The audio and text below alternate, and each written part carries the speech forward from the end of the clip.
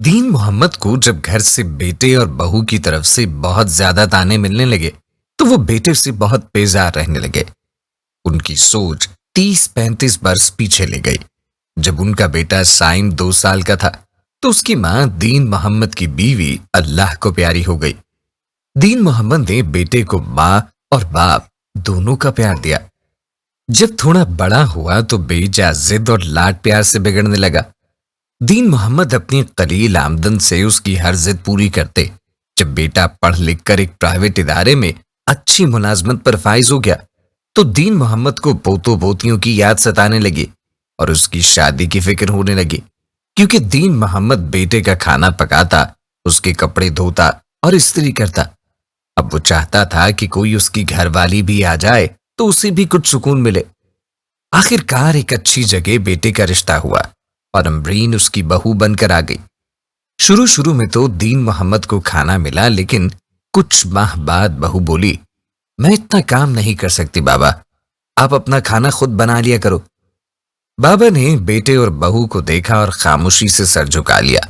उसकी आंख से आंसुओं के चंद कतरे गिरे जो बेटे और बहू ने तो नहीं देखे, लेकिन खालिक़े कायनात की अदालत में वो आंसुओं के कतरे पेश हो गए।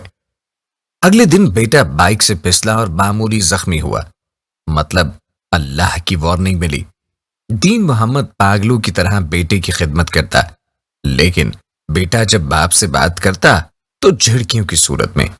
बेटा बीवी से बात करता तो इंतहाई शीरी लहजे में, लेकिन बाप से बात करते हुए लहजा तल्ख हो जाता। दीन मोहम्मद आंसू बहाता रहा। उसके आंसू अल्लाह के हुजूर गवाहियां देते रहे। बेटे को छोटे छोटे हादसात की सूरत में वार्निंग भी मिलती रही, लेकिन नाखल्फ बेटे को अल्लाह की वार्निंग समझ न आई। अब दीन मोहम्मद के घर पोते पोती की आमद करीब थी और दीन मोहम्मद सारा दिन खुश फिरता, कभी इधर कभी उधर। एक दिन दीन मोहम्मद को बहू की जानिब से हुक्म मिला, बाबा मेरी माँ और बहन आ रही हैं, जगह कम है, आप किसी दोस्त के पास कुछ दिन गुजार लें या फिर साथ वाली मस्जिद के हुजरे में कयाम कर लें।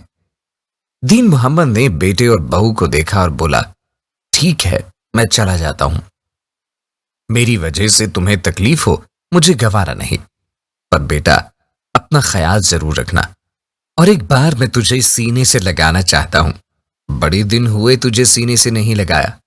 ये कहते हुए बेटे को सीने से लगाया और जार जार रोया, लेकिन पत्थर दिल बेटे की आंख खुश्क रही। 5 साल बाद एक बाबा मस्जिद से निकलता है और एक स्कूल के गेट के पास खड़ा हो जाता।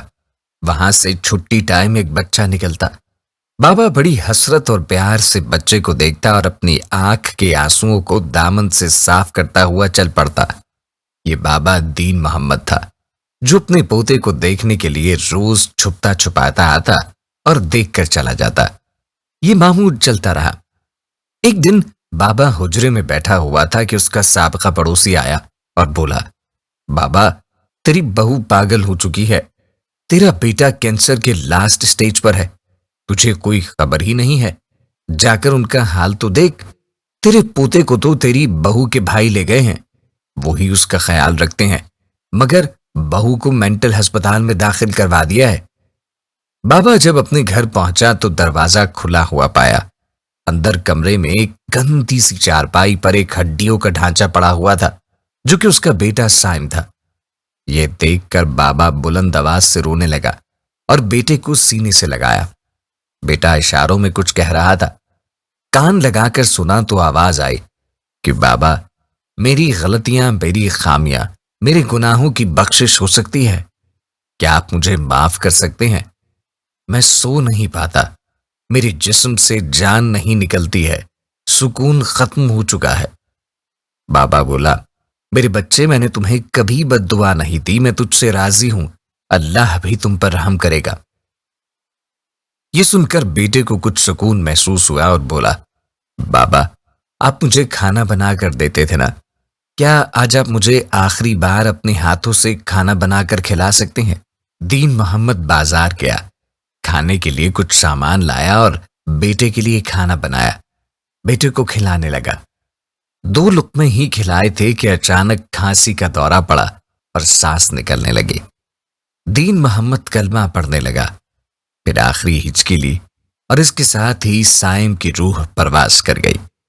دین محمد نے بیٹے کی آنکھیں بند کی اور اپنے ناتواں کندھوں پر جوان بیٹے کی لاش اٹھانے کی تیاری کرنے لگا۔ یہ دنیا فانی ہے بھائیوں اور بہنوں، خدا را اپنے ماں باپ کی قدر کرو۔